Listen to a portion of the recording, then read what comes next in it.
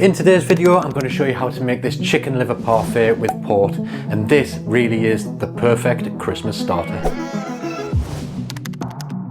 Begin by taking 2 shallots. Top and tail them, cut them in half, peel them, and then roughly slice them. Then take 1 clove of garlic, peel it and thinly slice it. Next, place a frying pan over a low heat and add in 40 grams of unsalted butter. Then add in the shallots, the sliced garlic, a pinch of salt and a few sprigs of thyme, and gently sweat it down for 10 minutes until it's nice and soft. Next, pour in 100 milliliters of port and half a teaspoon of black peppercorns. Bring this to a simmer and reduce the liquid down to half the amount. Remove it from the heat and pass it through a sieve. You can discard the shallots and everything else at this stage, but keep the liquid and place it to one side to cool.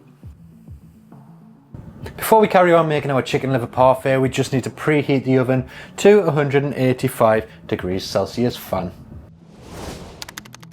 Now we'll turn our attention to the chicken livers, and I've got 340 grams of them here.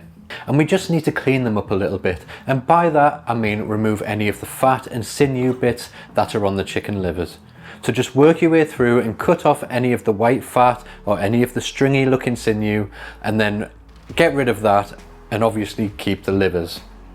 Then you can chop up the livers if you want, just to make them a bit smaller. It's not necessary, but it does make life easier for the blender. And then place the chopped chicken livers into a blender. Next, into the blender, crack in 1 whole egg and pour in the port liquid. Blend them until they're completely smooth. Next, while the blender is still running, we need to add in 90 grams of room temperature butter, and we need to do this gradually. So keep the blender running and then just every few seconds add a tiny bit of the butter in, because this needs to go in and completely emulsify with the liver mixture. Once the butter is fully incorporated, we then need to season generously with a big pinch of salt and blend one more time just to make sure everything is fully incorporated. Pass the chicken liver parfait mixture through a sieve just to remove any bits that aren't completely smooth, and then you can place it into your chosen ramekins or oven dishes. I'm using a couple of smaller ramekins here that are more for individual portions or sharing portions, and then I'm using a bigger dish here, and I've greased it with butter and lined it with parchment paper, and this is so I can remove it from the mould and then slice it up later on. Fill your moulds with the parfait mixture and then place them into another tray. Boil the kettle and fill the tray halfway up the moulds with boiling water. You can do this once it's in the oven if it makes it a little bit easier to transfer. As you can see with my smaller ramekin, I just need to raise it up a little bit so it doesn't get absolutely drowned with the water. Place your chicken liver parfait into a preheated oven for 35 minutes. And you'll notice that it just sets almost like a set custard, and that's the exact consistency we want. Maybe a slight wobble in the center. After 35 minutes, remove them from the oven and then take them out of the water and leave them to cool at room temperature for 25 to 30 minutes. Right, so we've left our chicken liver parfait to cool down at room temperature, and once it reaches a nice cool temperature, we can then place them in the fridge or put various toppings on them if we want to. So with this one, I'm going to put it in the fridge because the reason I've got greaseproof paper in is so later on I can take it out and slice it, and you can see those beautiful nice slices of the parfait. But with these ones, because they're a bit more sort of individual portions, or well, that's probably a sharing portion and that's an individual portion, I'm going to top them with a clarified butter, and that's just going to help seal everything in so it won't oxidize and lose its color, and it will just last that little bit longer when you're storing it in the fridge. So this one I'll put in the fridge.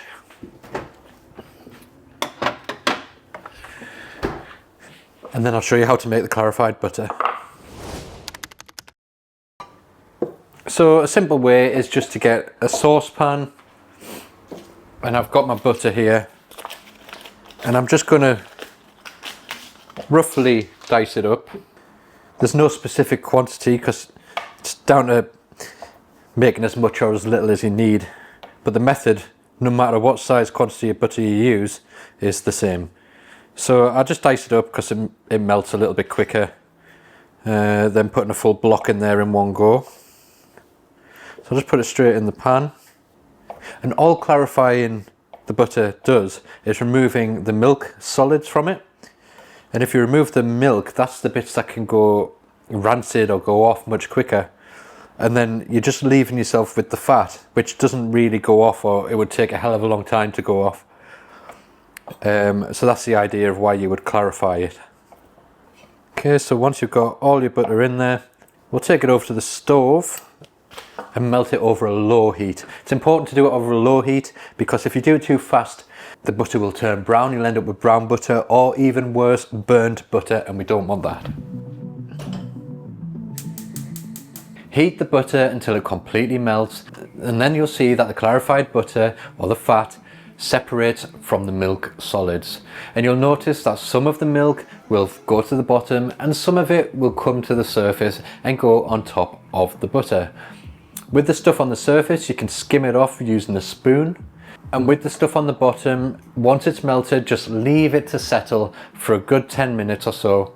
And then you can pour the clarified butter off the top, leaving the milk behind. I'm also going to do this through a sieve just so it collects any of the milk solids that might be floating on top that I might have missed. Spoon your clarified butter over the chicken liver parfait and then place it in the fridge to set.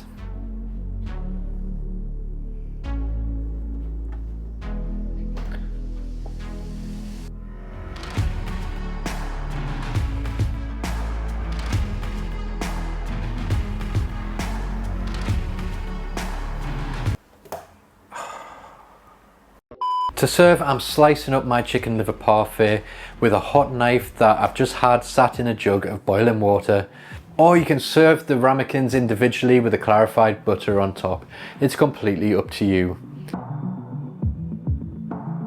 I'm serving mine with a little bit of salad, some sourdough croutons and a nice homemade chutney. This chicken liver parfait is the perfect recipe to make for Christmas, and the beauty of it is you can make it up to 3 days in advance. But I wouldn't store it any longer than 3 days just to be on the safe side. I hope you enjoy this one. I know I will.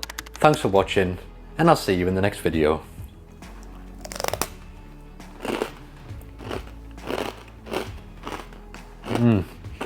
It's so smooth, so tasty. You need to try it.